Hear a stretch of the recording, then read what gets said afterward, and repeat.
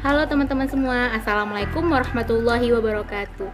Perkenalkan, saya Willy Forina dengan NIM 1915040012, mahasiswa Psikologi Islam UIN Imam Bonjol Padang.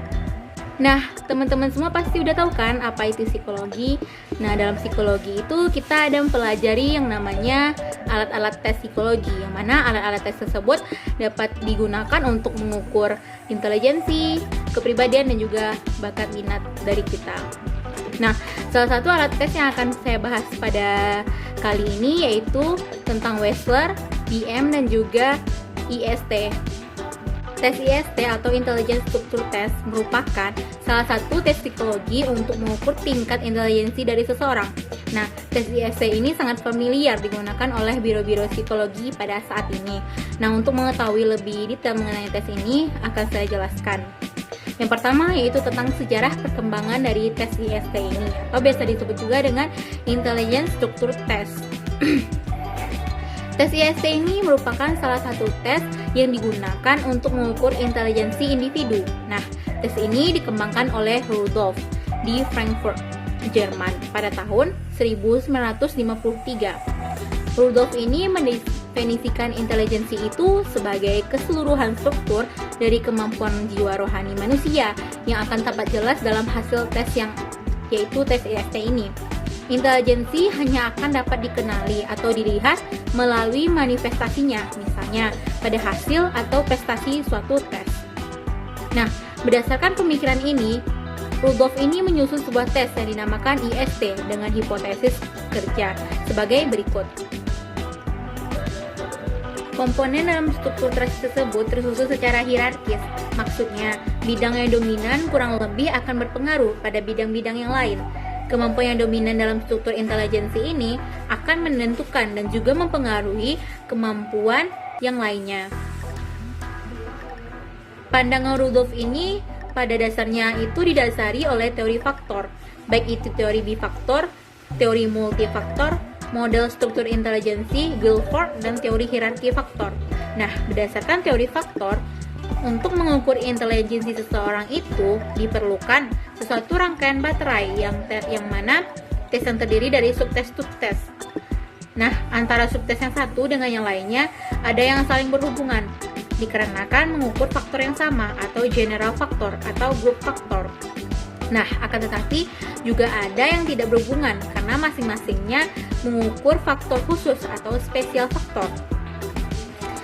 Sedangkan kemampuan seseorang itu merupakan penjumlahan dari seluruh skor subtes-subtes. Nah, maka Rudolf ini menyusun IST sebagai baterai tes yang terdiri dari 9 subtes. Nah, semenjak diciptakan, IST terus dikembangkan oleh Rudolf dengan bantuan dari para koleganya. Berikut adalah perkembangan tes IST dari tahun 1953 hingga tahun 2000-an. Tes IST tahun 1953. Tes IST yang pertama ini pada awalnya hanya digunakan untuk individu usia 14 sampai dengan 60 tahun. Proses penyusunan norma diambil dari 4.000 subjek pada tahun 1953. Yang kedua, tes IST 1955.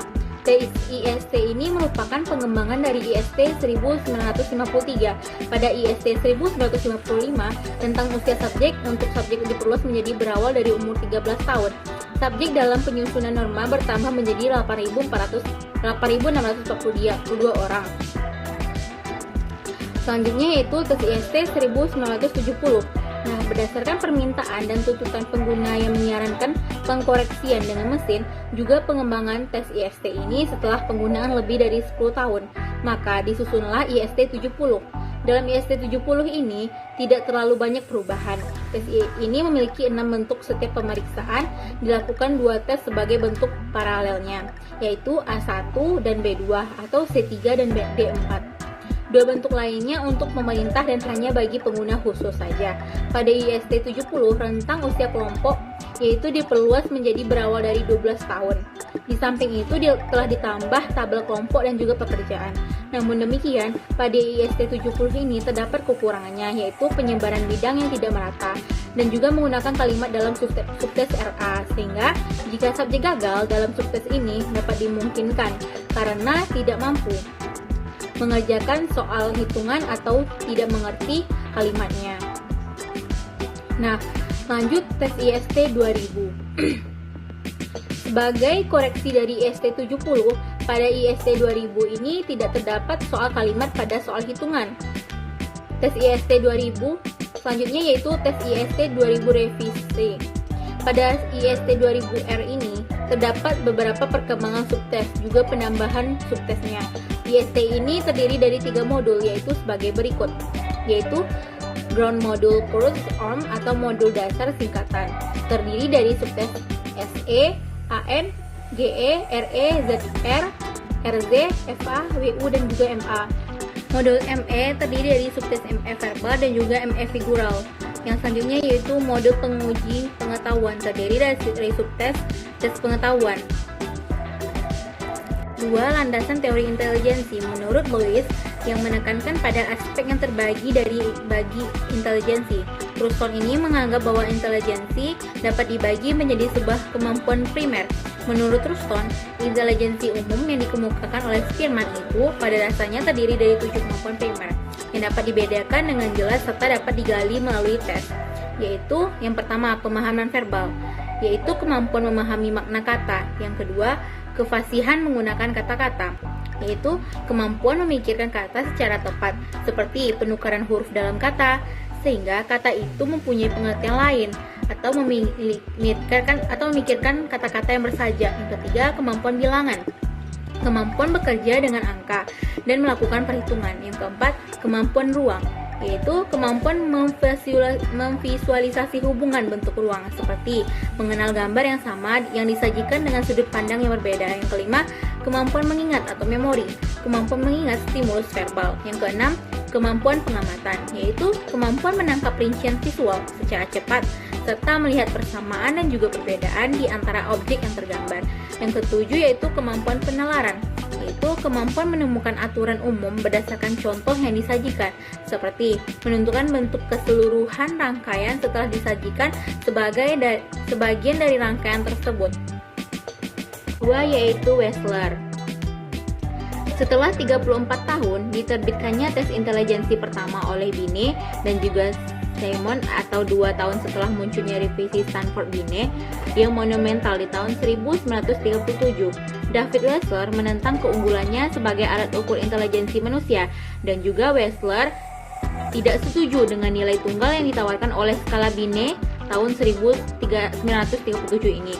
Kemudian Wechsler menciptakan instrumen pengukuran baru karena merasa ketidakpuasan atas keterbatasan teori Stanford-Binet dalam penggunaannya, khususnya dalam pengeluaran kecerdasan untuk orang dewasa.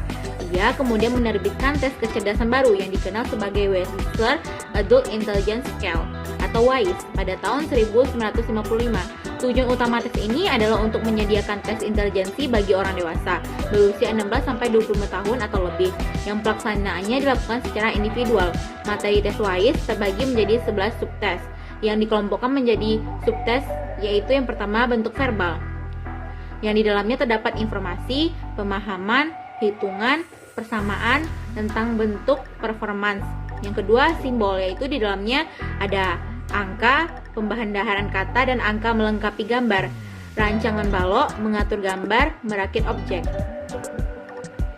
Sebelum menyusun skala untuk mengukur intelijensi orang dewasa tersebut, pada tahun 1949, Wechsler berhasil menerbitkan skala intelijensi untuk digunakan pada anak-anak yang dikembangkan berdasarkan isi skala WB.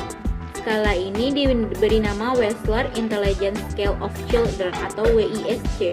Nah, kemudian pada tahun 1974, suatu terhadap tes WISC ini dilakukan kembali dan juga diedisi revisi dan diterbitkan di tahun tersebut dengan nama WISC-R atau huruf R disingkat dari kata revisit. Edisi revisi inilah yang banyak digunakan sampai sekarang ini. Nah, kemudian di tahun 1955, Wechsler kembali menyusun skala lain untuk mengukur intelijensi orang dewasa dengan memperluas isi tes WISC. Nah, skala baru ini dinamainya dengan Wechsler Adult Intelligence Scale atau WISE. Landasan teori Wechsler. Tes intelijensi Wechsler adalah tes individual yang diberikan secara lisan dan dijawab secara lisan pula. Tes Wechsler ini meliputi 2 subverbal dan juga performance. tes lisan dan juga perbuatan dan tes keterampilan. Tes lisan meliputi pengetahuan umum, pemahaman, ingatan, mencari kesamaan, hitungan dan juga bahasa. Sedangkan tes keterampilan meliputi menyusun gambar, menyusun dan kata sandi atau kode angka. Tes SPM, sejarah tes SPM. Tes SPM ini pertama kali diciptakan oleh John C. Rivers tahun 1938 yang pertama kali digunakan oleh Angkatan Bersenjata Inggris dalam Perang Dunia Kedua. Jenis tes ini dikelompokkan sebagai tes nonverbal yang artinya materi soalnya tidak diberikan dalam bentuk tulisan ataupun bacaan, melainkan dalam berbentuk gambar-gambar. Nah, tes SPM ini dijumpai di Indonesia yaitu hasil revisi pada tahun 1960 dan untuk mengukur kecerdasan orang dewasa. Landasan teori tes SPM. SPM merupakan tes nonverbal yang menyajikan soal-soal dengan menggunakan gambar-gambar yang berupa figur dan desain abstrak, hingga diharapkan tidak tercemari oleh faktor budaya. Tes ini tidak menghasilkan IQ, melainkan skor yang dapat dibandingkan dengan norma untuk menunjukkan tingkat kemampuan mental seorang anak. Tes ini dilakukan dengan waktu 30 menit.